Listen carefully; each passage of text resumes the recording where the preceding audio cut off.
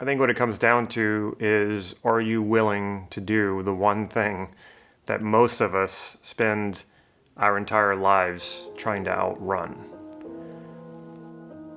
How serious can that be? Busying ourselves, doing things that don't really get us anywhere, but it helps us feel like we are doing something, like we're being productive. But I felt like if I just kept myself busy, then I was being somehow productive, or I was putting in the work, I was putting in the time. It wasn't helping, it wasn't being productive, but I could show that to people. I could say, well, look, I'm working every day, I'm working all these hours, but they weren't productive hours, and I was lying to myself and I was fooling myself. We're running through life saying, well, I am checking some boxes every single day, but are you checking the boxes that really are getting you where you want to go? That's the main question.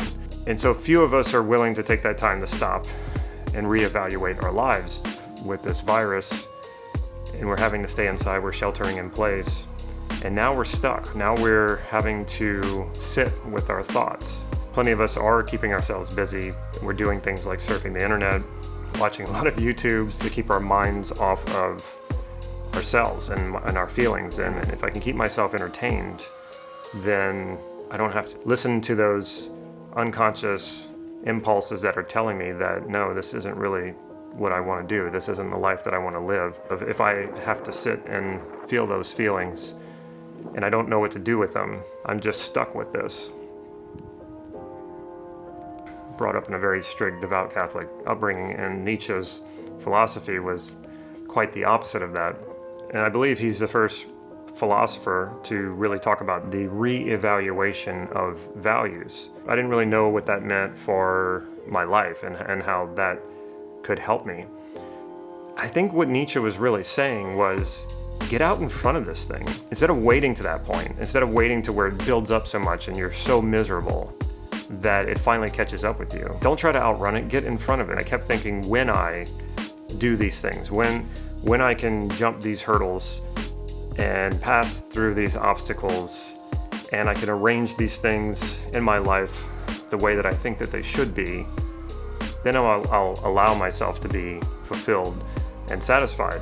The truth is it's a good thing that didn't actually happen, at least not the way that I thought it was going to happen, because it would have been the biggest disappointment in my life, on top of falling into depression. And that's what actually happened. I fell into depression, and that right there was the wake-up call.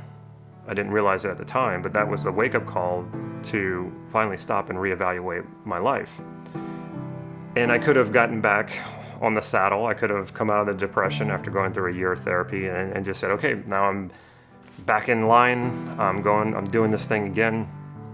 And maybe I would have succeeded in that way. And like I said, it would have been the worst thing that ever happened to me. I think it takes stopping and asking yourself the truth. Am I really fulfilled in life, and am I satisfied with life? And in a willingness to be honest about that. My marriage fell apart, my business fell apart, my sense of what I thought was my identity fell apart. I was learning something new, and I was on the path to discovering, well, what would do it for me? And that exploration right there is an extraordinary thing.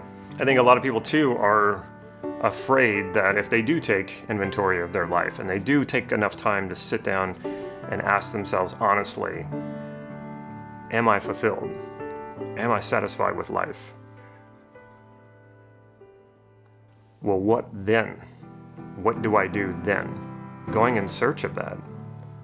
That's exciting. That's the next adventure. If you don't know what you want, if you don't know what will fulfill you, if you don't know what will satisfy you, the journey to learning what that is, to discovering what that is just as exciting. I'm going to go and discover that.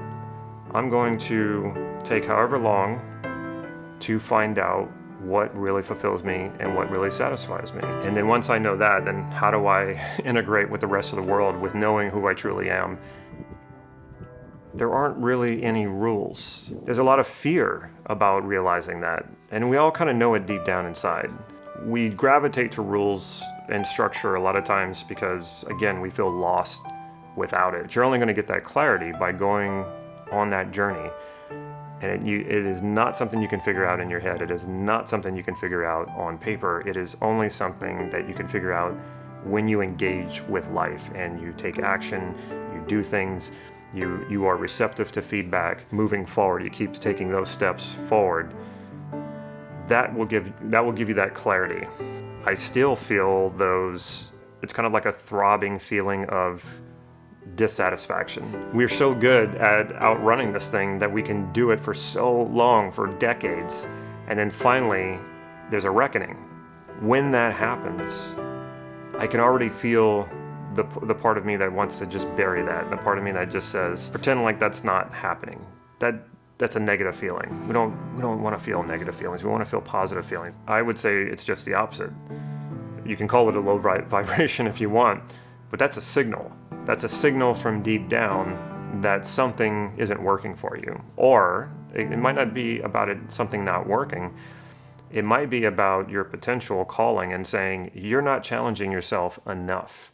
You aren't really stepping up to your potential. You're certainly not fulfilling your potential. And the more you try to bury it, the more it may sink into your unconscious, and you might not be consciously aware of it, but it's still there. And when it's unconscious, it has greater control over you. And this is when we act out irrationally, because we haven't been listening to that impulse. And so that impulse comes raging out sometimes. So there's never been a better time to reevaluate your life than right now, when everything is sort of on hold, when the entire world is suspended right now. A great time to do it is not when you have deadlines, and it's not when you're working really, really hard and you're doing the regular routines of life and you're locked into that. Most of us are staying at home. Most of us are not having to go to work, or we're not as busy as we normally are, and everything is shut down. This is the time to really sit down and ask yourself honestly,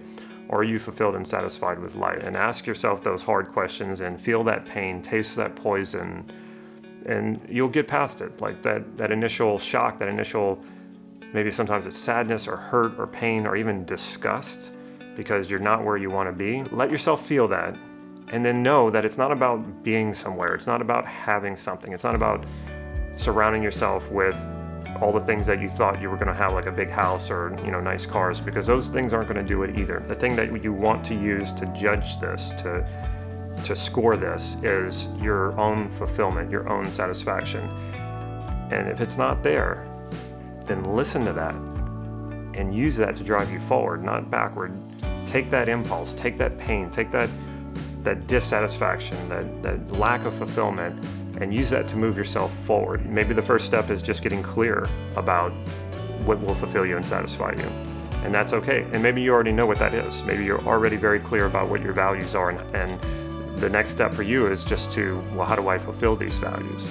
Where do I go to do that? Or how do I do that? How do I engage with life so that I fulfill those values? Seeing where I can go with this, how far can I take fulfilling my values? You're never going to have this time again. You're never going to have this opportunity. We are going to get going again. The world's going to return. The economy is going to return.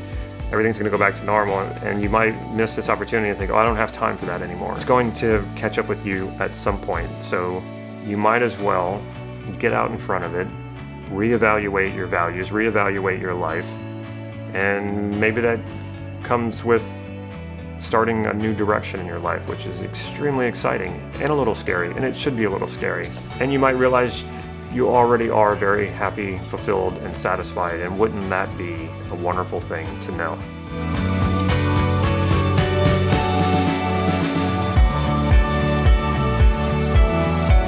If you would like some help reevaluating your life, there is an assessment you can take. It's absolutely free, and you'll find that link in the description below. Just go to the description, click that link, you answer those questions, and it'll put it all together for you and send you the results.